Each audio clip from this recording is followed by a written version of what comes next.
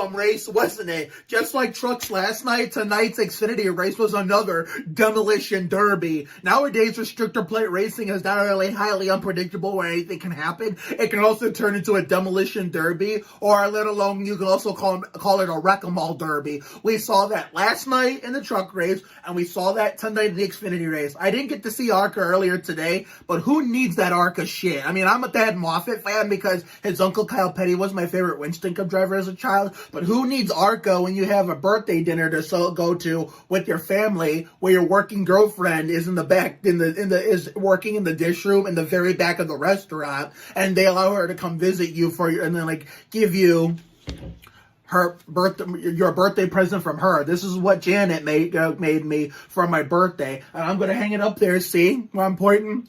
Over on the right side of the TV is my girlfriend's Wall of Fame. I'll call it the Living La Vida Manet Wall of Fame, because, you know, our pairing combining our names, Mark and Janet, is Manet. And someone on Instagram pre-COVID made us a Living La Vida Manet fan page. And now that since then has been deleted, you know, and 1 year later is resurfaced on TikTok. So I will discuss that more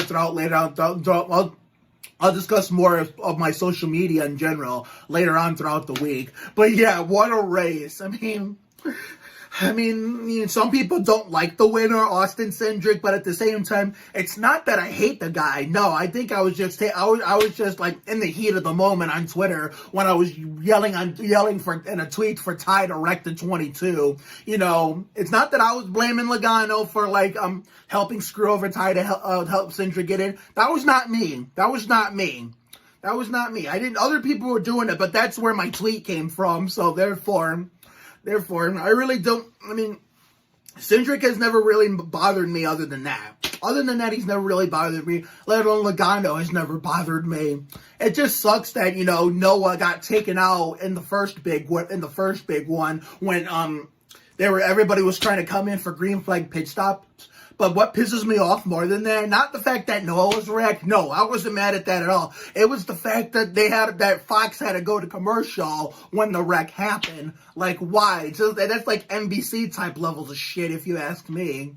And we thought Fox could do better. I mean, I really can't hate on them too much because I have a lot of friends there, past and present. Some who I have met that don't even work for NASCAR and Fox anymore. Matt Yoakum, Daniel Trotta. I've met those people and I really can't hate on the company. And John Morris was very nice to me last year, you know, when NASCAR came back from the pandemic, you know, when they had that Carolina Dodge Dealers 400 that really wasn't supposed to be run.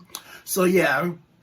Anyway, it happens, you know. But then after Noah got taken out, I had Daniel left. I until I can get enough money for like updated Daniel and Ty and gear, and hopefully for my first batch of Riley Herbst gear. I never owned any of his stuff. I have to recycle some of the old ones for now. You know, the old Daniel Hemrick 8 hat from 2019 at RCR, and the old Ty Dillon 3 Xfinity shirt also from RCR. But like Ty, Daniel, man, and what was it? Riley. Ty, Daniel, and Riley. Gee, it's hard to keep up at times who your favorite drivers are. But breathe, Mark. But Ty, Daniel, and Riley were the only ones left. And Ty tried a YOLO move. Like, where was this YOLO in the 2019 Daytona 500 when he was in position to win it, and the Geico car, and when he drove the 13 all those years? But, you know, I guess he was too afraid back then, but he wasn't afraid tonight. He went for it. It just didn't work out. And somehow with that beat up car, he got back on the lead lap and scared a top 15, top 20. And I'll tell you how the beat up car happened. Ty, for those who didn't see it, or who didn't see it, or missed the whole race as a whole, didn't see the second big one, or missed the race as a whole. You see, Ty was going YOLO. He was going for the middle. I thought it was actually going to work until he wasn't clear of Daniel, and Daniel turned him, and Ty turned Daniel himself. Riley almost missed it. I actually thought he was going to get, but I even said at the TV, look out Riley, but then Allgaier got him. So yeah, every single one of my drivers got wrecked. It's like Speed Weeks has been like 50-50 to me for my birthday this year, my Kirk Shelmerdine 27. Part of it has been good to me, you know, Austin winning the twin 25 number 2. And, but it's like Ty DNQing the Daytona 500 and Noah too. Ty having to come into the pits on the last lap of the Clash to tighten the lug nut. That way a pit crew member wouldn't get suspended.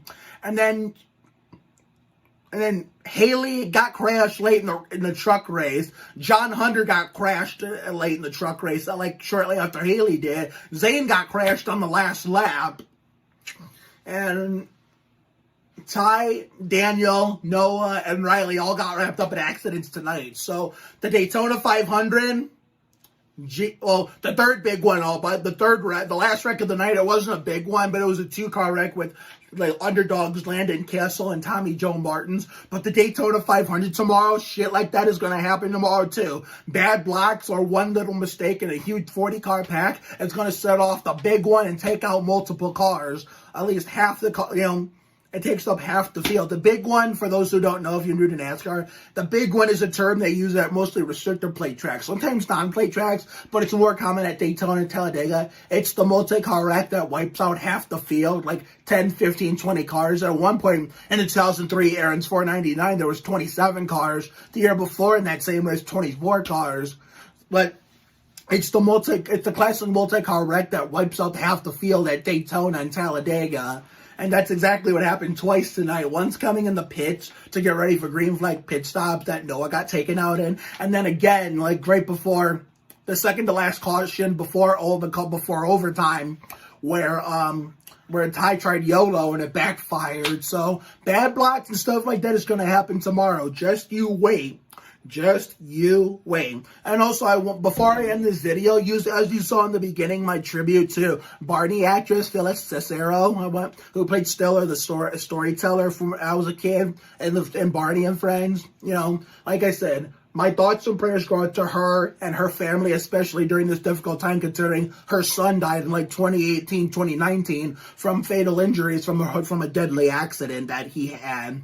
So my heart breaks for that whole family, let alone the cast and crew of Old School Barney in 1988 to 2002. So I will see you all tomorrow for the Daytona 500 and the Spurs Hornets game on my birthday eve.